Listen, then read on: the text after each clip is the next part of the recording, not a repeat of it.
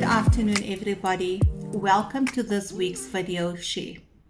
Firstly, I would like to apologize that we didn't send out a video last week. Due to unforeseen circumstances, we were unable to do so. But we are back. Fresh Adoption Talks with Angie is back, and we are excited to share this week's video with you. So, continuing with our book, Blossom into Purpose, Unlocking Your Season of Greatness, we are busy sharing our September Women's Journey. And I want to combine last week, which was week 2, and this week, week 3 story of our September Woman. So in week 2, her title was Getting Married and Hoping for a Good Future. So in week 2, she shares with us about her husband who was never one for friends, but now involved with friends and socializing since they got married. So being involved with friends, he used to party a lot, go out a lot. And she shares here, sadly, I was not aware that this would be my new reality going into marriage. The one thing I was certain of was that I was going into this marriage and giving it my all. She further goes on to share, I experienced so much turmoil as the man I now called my husband enjoyed spending most of his time with friends and having nice times. When I met him, he did not drink or smoke. So she shares a lot with us about her husband deciding to have nice times with his friends, and she shares a lot where she is left home with their children. She also shares with us moments where he had a few accidents over the years in their marriage, and where he used to break into petrol stations to get money to entertain his nice times. But she remained in prayer. She prayed so much for her marriage and completely trusted God for a miracle. What I admire about our September woman is that she kept on holding on to her hope. And she says it over and over in her story that she only had hope to hold on to. Then he met up with a second accident, and as she did the first time as his wife, she was there, she stood by him, she helped him through, she nursed him. She was miserable, but she just moved on, she says. The one thing I always had was hope. He still had his uncanny love for being with friends. And then he met up with another accident in 1993. And she goes on to say, I remember saying that he always makes it out alive. When is he going to die in an accident? You get to the point of so much frustration that you really feel you can no longer continue and think death would be better. But even when she had those thoughts, our September woman still held on to hope. She still prayed and trusted God for a miracle. I still continued praying for him and trusting God to fulfill his purpose in our lives. I knew I had to completely trust God, and God would not leave me in a marriage like this without a purpose. So she continues to put all her faith and her trust in God and continue to be there as a wife, supporting her husband and helping him through his challenges that he was going through at that time. And if we move on to week 3, she speaks about the unseen devil.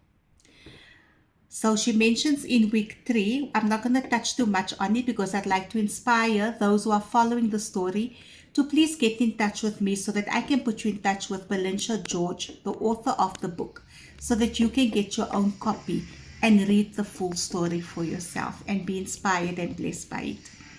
So in week 3, the unseen devil, she speaks about the time that her husband got into drugs and all the challenges that they were facing, how she helped him through the things they lost during the time. He used to take things from their homes, things they bought, he used to sell, they never used to have it for too long.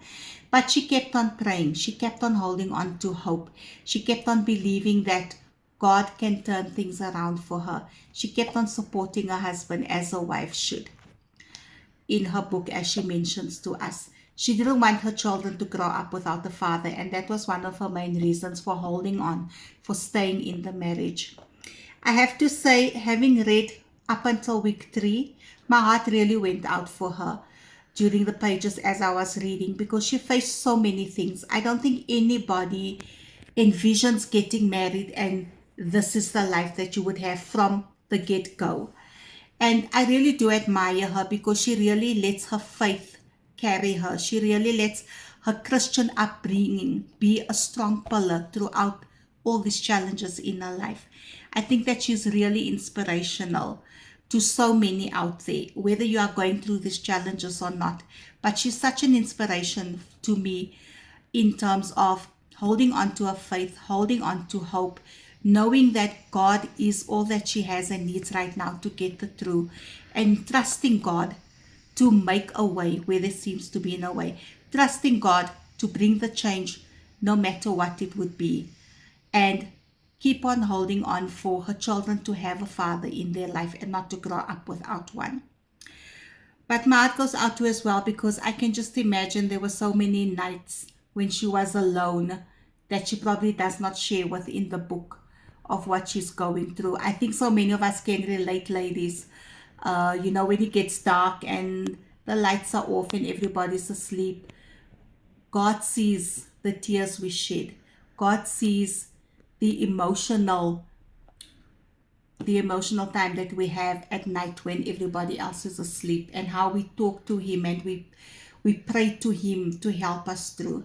And I think that she had many evenings like that, which, like I said, is probably not shared in the book. But next week, as I share with you on week 4, as the last week of our September Woman, I will bring to you her sharing, which is her last section in the book for September. And I believe the heading for week 4 is picking up the pieces. Moving forward is not just a theory. Moving forward is crucial. So, ladies and gentlemen, I look forward to sharing with you next week again. I hope that so far that our shares from this book has inspired you guys. Please get in touch with me so that I can put you in touch with Belinda George, the author of the book. This book is a must-have. It is filled with so much inspiration to help so many out there that are going through the same challenges and who faces the same daily difficulties that is shared in this book by our various ladies. So that is all for this week on our share from the book. I just want to say that we are very excited for what is coming up. October, November month, we'll be sharing a lot on Adoption Month. And we hope to receive many interesting and fun information that we can bring to you guys. So if there's anyone out there that would like to share something for October month, November month, where we'll be celebrating Adoption Month, I believe it goes over from October to November, please drop us a message. Our email is on the channel. If there's anything you'd like to share, you are welcome to email it through to me. I hope you guys have an awesome weekend, and until we chat again next week, this is Fresh Adoption Talks with Angie. Thank you. Bye-bye.